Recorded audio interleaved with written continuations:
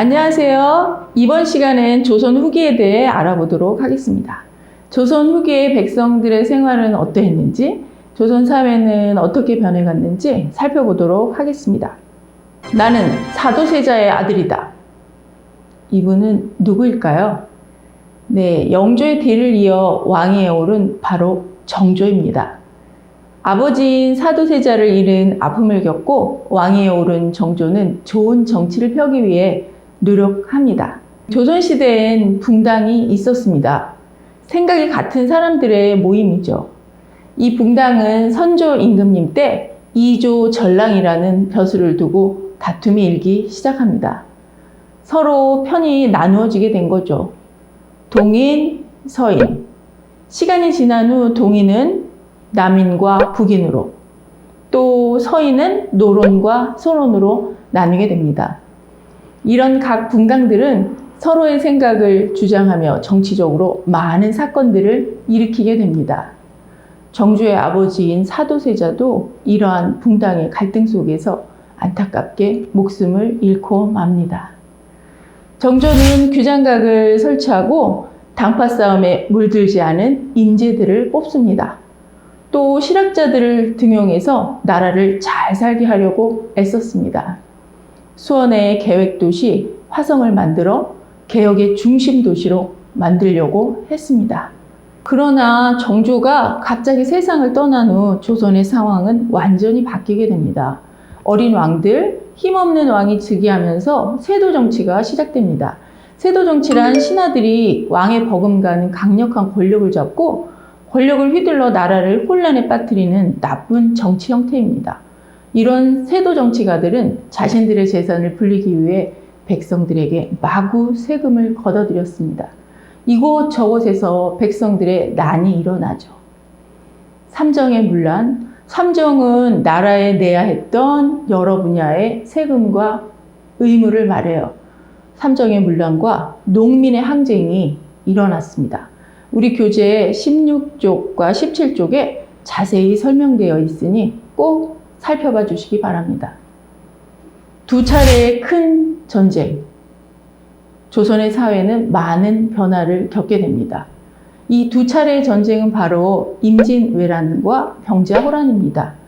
긴 전쟁으로 농토가 황폐해집니다. 좀 더 많은 곡식을 얻으려 노력, 연구한 끝에 모내기법을 전국적으로 실시합니다. 더 많은 곡식을 거둘 수 있게 된 것이죠. 대동법도 전국적으로 실시하는데요. 대동법은 다양한 물건으로 받던 세금을 쌀로 통일한 제도입니다. 대동법의 실시는 상공업의 발달을 가져왔답니다. 공부하는 선비, 학자들 사이에서도 여러 가지 변화가 생깁니다. 지금까지 조선의 기본이 되었던 성리학은 백성들에게 도움이 되지 않는다는 생각을 하게 된 거죠. 이제 새로운 학문이 필요해. 그 결과 실학, 실제 생활에 도움이 되는 학문이 탄생하게 됩니다. 이러한 실학을 연구하던 실학자는 크게 농사를 중요하게 생각했던 중농학파, 상공업 발달을 중요하게 생각했던 중상학파로 나뉩니다. 입장은 달랐지만 더 나은 나라를 만들기 위한 방법을 연구한 점은 같았죠. 이런 실학자들이 남긴 책 그리고 생각들은 개화를 주장하는 후대 학자들에게 많은 영향을 주었답니다. 신분제도에도 새로운 변화가 일어납니다. 전쟁 후 텅 빈 나라의 창고를 채우려고 나라에선 공명첩을 발행해 벼슬을 팔았습니다. 공명첩을 사서 양반이 되기도 했어요. 양반의 권위는 땅에 떨어지고 신분제의 혼란은 계속됩니다. 흥선대원군의 등장, 부패한 조선을 새롭게 하고 땅에 떨어진 왕권을 바로잡겠노라. 고종이 어린 나이에 왕위에 오르자 아버지인 흥선대원군은 아들을 도와 나라를 다스립니다. 출신에 관계없이 능력 있는 사람들을 관리로 뽑았어요. 자신들의 욕심만 채우던 안동김씨들은 벼슬 자리에서 쫓아냈죠. 전국에 있는 600여 개의 서원 중에 47개만 남기고 모두 없애버립니다. 또 평민, 그러니까 상민을 말하죠. 남자만 냈던 군포를 이젠 양반도 내야 하는 호포제로 바꿨습니다. 일반 백성에겐 환영을, 양반에겐 미움을 받았던 제도였겠죠? 흥선대원군은 왕의 위엄과 권위를 보여주고자 조선 최고의 궁궐 경복궁도 다시 만들었습니다. 잠깐, 이 즈음 서양은 어땠을까요? 예, 서양에선 콜럼버스의 신대륙 발견 이후에 꾸준히 동양에 관심을 갖기 시작합니다. 동양의 여러 나라를 침략해 식민지를 만들기도 합니다. 또 산업혁명으로 산업과 경제도 발전하게 됩니다. 청나라와 일본은 서양 세력과 문물을 교류하는 조약을 맺어가기 시작합니다. 조선도 이런 서양 세력과 만나게 되는 사건이 발생합니다. 조선에 있던 프랑스 선교사와 천주교인들을 죽인 병인 박해로 시작된 병인양요와 미국의 삼선 제너럴 셔머너 사건을 계기로 일어난 신미양요입니다. 병인양요엔 프랑스 군함이 강화도로 쳐들어왔습니다. 양원수 장군이 모두 격퇴시킵니다. 신미양요는 미국 군대가 강화도 초지진에 상륙, 수많은 조선인이 사망합니다. 이런 서양과의 전쟁을 겪고 흥선대원군은 전국 곳곳에 척화비를 세우고 통상수교 거부 정책, 온 백성에게 알립니다. 척화비는 교재 28쪽에 나와 있습니다. 세월이 흘러 흥선대원군 아들 고종이 직접 나라를 다스리게 됩니다. 이 시기도 역시 무척 어려운 시기였습니다. 강대국들은 조선을 개방할 것을 강요했고 또 강화도로 침략합니다. 일본은 군함을 이끌고 강화도로 침략해 조선의 수교, 통상할 것을 강요했답니다. 일본은 자신들에게 유리한 불평등 조약, 강화도 조약을 맺어 조선의 문을 열게 합니다.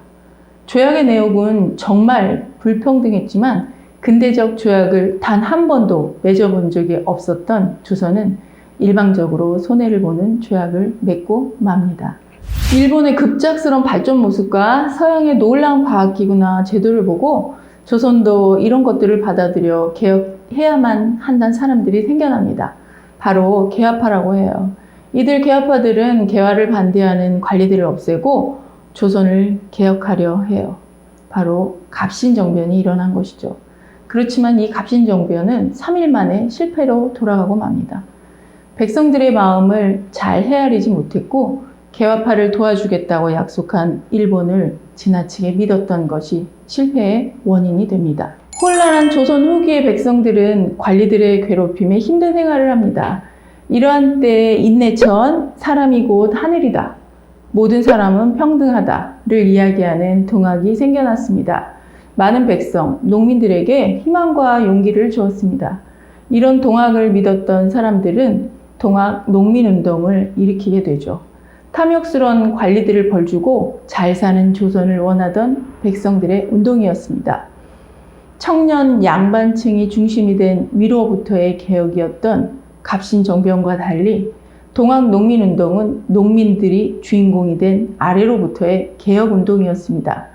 동학 농민들이 원했던 개혁안은 우리 교재 51쪽에 나와 있는데요. 이런 개혁안은 갑오개혁 때 만들어지는 제도 속에 담겨지게 됩니다. 갑오개혁으로 나라의 높은 관리들도 조선을 잘 살게 해보려 노력합니다. 그렇지만 주변의 나라들, 청나라, 일본, 러시아들의 세력 다툼 속에서 우리의 이익을 주장하기 쉽지 않았습니다. 이미 외세로부터 많은 간섭을 받게 된 것이죠. 명성황후는 러시아의 힘을 빌어 일본의 간섭에서 벗어나려다 여우사냥이란 이름의 작전 속에서 돌아가시고 맙니다. 이 사건을 을미사변이라고 합니다. 슬프고 가슴 아픈 역사의 한 장면이었던 것이죠. 승각국에 변화했던 조선 후기, 국제적인 관계와 나라 안의 사건들, 이러한 상황들 속에서 최선의 선택을 하려 노력했던 왕과 관리들, 그리고 백성들의 모습을 살펴보았습니다. 다음 시간엔 또 다른 역사로 다시 만나기로 해요. 여러분, 안녕!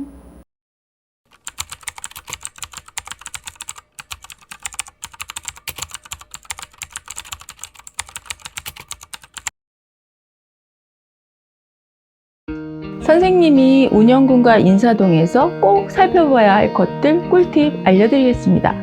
이것만은 꼭 하나. 운영궁에 들어서면 경복궁, 창덕궁과 다른 느낌이에요. 궁이란 이름이긴 하지만 크기도 그다지 크지 않은 듯하고 알록달록 단청도 칠해져 있지 않아요. 운영궁은 왕이 살던 곳일까요? 이것만은 꼭. 둘. 담장보다 높게 만든 대문을 소슬대문이라고 해요. 이 소슬대문 앞에 노득돌이 있답니다. 말이나 가마를 타고 내릴 때 발을 디디던 돌입니다. 꼭 찾아보세요. 이것만은 꼭. 셋. 노락당은 대원군이 주로 머물던 곳인데요. 노락당이란 현판은 조선시대 유명한 서예가의 글자를 모아서 만들었다고 해요. 어떤 분의 글자일까요? 힌트. 호는 추사라고 한답니다. 이것만은 꼭. 넷. 흥선대원군 아들 고종은 명성왕후와 결혼합니다. 바로 이곳 운영궁에서요. 운영궁 안 어느 건물에서 결혼식을 했을까요? 찾아보세요. 이것만은 꼭. 다섯. 1호당 앞엔 해시계를 놓았던 일용대가 있어요. 돌로 만든 긴 받침대인데 위쪽에 4군데 홈이 파여 있답니다. 해시계를 고정시켜 놨던 흔적입니다. 꼭 찾아보세요. 이것만은 꼭. 여섯. 운영궁에 냉장고가 있습니다. 빙고라고 해요. 음식을 차게 보관했던 곳입니다. 어딜까요? 네, 꼭 찾아보시기 바랍니다. 운영궁을 다 보셨으면 이제 밖으로 나가보겠습니다. 운영궁이 있는 인사동은 우리의 옛 전통과 역사가 있는 곳이랍니다. 인사동에서 꼭 봐야 할 곳 알려드립니다.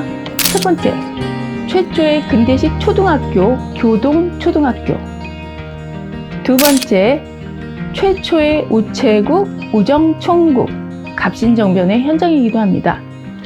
세 번째, 천교도 대교당, 동학과 관계 있는 곳이죠. 그리고 마지막으로 승동교회와 3.1운동 기념비를 찾아보세요. 만세운동 때 학생 대표들이 모인 곳이랍니다. 볼 곳도 많고 의미 있는 곳도 많죠. 선생님이 준 달콤한 꿀팁 하나하나 해결해 보시고요. 학교 교재는 잊지 마시고요. 운영궁 그리고 인사동 잘 다녀오시기 바랍니다.